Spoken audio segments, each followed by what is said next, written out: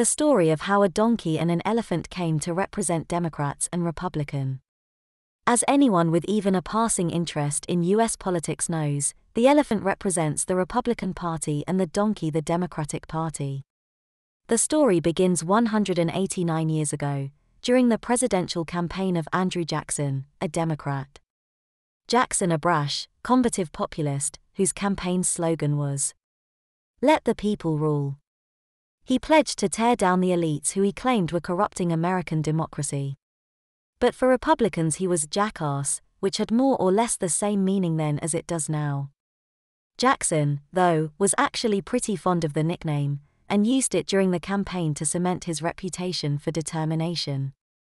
One of the first images to play on Jackson's nickname is this cartoon from 1833, entitled, "Let Everyone Take Care of Himself."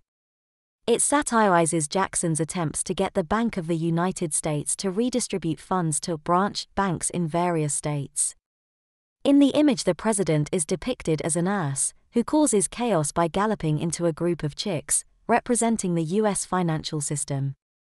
Jackson was a staunch opponent of the institution that was later to become the Treasury, which he thought was corrupt, and accused of cutting off investment for the westward expansion of the U.S.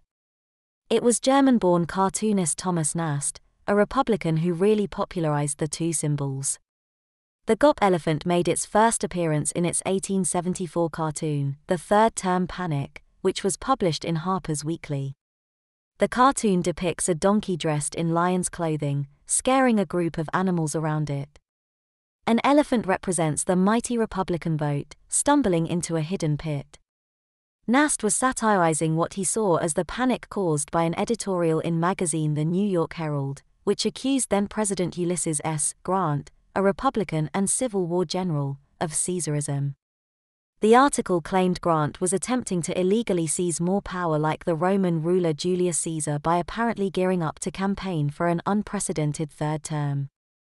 In the image, the donkey line represents not the Democrats but the New York Herald newspaper. The Democrats are represented as a skittish fox cringing at the edge of the pit. In other images, Nast did portray Democrats as a donkey, picking up a symbol that had largely been forgotten after Jackson left office.